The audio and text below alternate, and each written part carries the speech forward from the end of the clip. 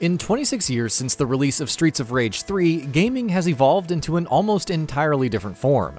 A franchise like Streets of Rage, a brutally difficult side-scrolling arcade fighter that has to be beaten in one sitting, seems like it should have no business fitting into modern gaming. Yet, developer LizardCube has found a way to not only make Streets of Rage work, but it has found a delicate balance between evoking the past and injecting the present to create a dazzling product that enhances both. Despite some inconsistencies, Streets of Rage 4 balances exhilarating and challenging old-school combat with modern graphical and structural touches, bringing back the best of the franchise while reinvigorating it for a new generation.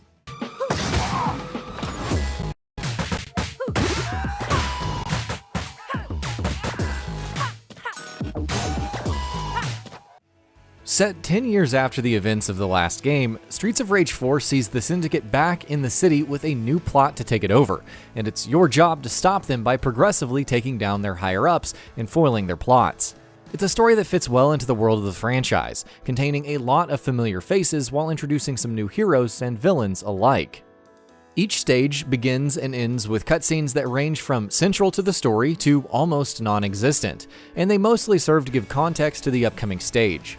While there are hints of lore and lots of secrets to uncover that give more depth to the plot and call back to the past games, the story generally takes a backseat to the gameplay by getting in and out without overstaying its welcome. Fans of the series will immediately be familiar with Streets of Rage 4's traditional side-scrolling beat-em-up structure. Backed by a brilliant retro soundtrack, each stage has you fight through waves of enemies and mini-bosses as you attempt to reach and defeat a boss. You can do this with one of 5 playable characters. Returning from previous games are Axel, Blaze, and Adam, each of which has their own style that closely matches those from past entries. The 2 newcomers, Cherry and Floyd, have more distinct styles compared to the mostly balanced traits of the returning 3. Cherry is fast and agile, while Floyd is slow and powerful. The entire story can be played solo or in up to 4-player co-op for the first time, which, though co-op can make for some chaotic on-screen moments, is another enjoyable way to play through each level and bring your friends into the action. Each stage is impressively diverse in both gameplay and design, and while they all have a consistent structure, they can range from a static police precinct to a moving train or airplane with environmental hazards. None of the stages are particularly suited for one style, so there is some incentive to learn and master one character at a time, or to have multiple characters going in co-op. I personally gravitated towards Cherry's speed and Adam's balance. Each character has their own unique and beautifully animated abilities, from the standard quick attacks that easily create combos to the more powerful special attacks. By draining health that can only be regenerated by attacking further, these are great ways of forcing the action and keeping the pace of gameplay up. The star attacks are much more uncommon and powerful, usually able to disperse an area of enemies. Along with being ridiculously powerful, these are also tools for filling in details of each character's persona that the overarching story cannot, like Floyd's cybernetic arms and Cherry's guitar.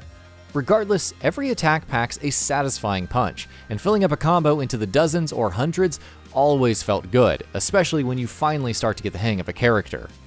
As a retro arcade game, the Streets of Rage series is known for its difficulty and unforgiving combat, and 4 lovingly brings that difficulty back, but with modern sensibilities. While it thankfully doesn't force you to play through the entire game without dying to see the finale unless you're playing on arcade mode, levels can still be brutally difficult before you understand their layout or your character's strengths. Without any score decreasing power-ups, you're given 2 extra lives before it's game over and you have to restart the stage. While it seems like a lot at first, you'll quickly be surrounded by powerful enemies that can take half your health down without warning and ultimately kill you over and over again. With its difficulty, Streets of Rage 4 toes a thin line between frustrating and exhilarating. You'll sometimes get a boss down to its final stages just to be swallowed up and thrown back to the start of a level, but when you get back to the boss, you'll be in a much better prepared state to beat it. The more frustrating aspects come in earlier areas of each stage. While there's a gameplay balance that you have to strike to be able to take on a group of enemies at once, there are times when certain enemy attacks, and ultimately your deaths, can become almost frustratingly unavoidable. There's also a disheartening feeling when you're seemingly in line with an enemy to attack and miss because you're indistinguishably above or below their line. Bosses are entirely different beasts too. Returning bosses like Barbon and Shiva throw back to past entries and fight mostly hand-to-hand, while new bosses like Diva and DJ Keiwashi add other interesting elemental abilities that change the flow of the fights. They act as the culmination of each level, and as such, can be the most difficult parts of the experience. But being as diverse in design and challenging in combat, they are also the highlights. Slowly coming to understand the boss's movesets and ultimately taking them down after multiple attempts are some of the most exciting and exhilarating moments of the entire game. And with frustration and difficulty being a primary aspect of the experience, it only makes it more rewarding to put everything together to beat a level. While there are 12 main stages in the story, the true value comes from the replayability of each stage. One perfect playthrough might only take 2 to 3 hours, but with deaths and game over screens, your first playthrough will probably take between 6 and 8. Afterwards though, there's so much else to do. You're encouraged to replay each level on higher difficulties with other characters, which gets you more points towards unlocking more characters from past games. Replaying stages to learn their idiosyncrasies to allow you to beat them on higher difficulties is where it truly feels like you're playing in an arcade and trying to get as much value as possible on that last quarter, which is where the game really shines. And while not essential, the boss rush and battle modes add a little extra variety to spice up the experience. As a continuation of a series that began with the side-scrollers of gaming's past, Streets of Rage 4 succeeds in creating an experience that infuses modern gaming into the core of those arcade classics.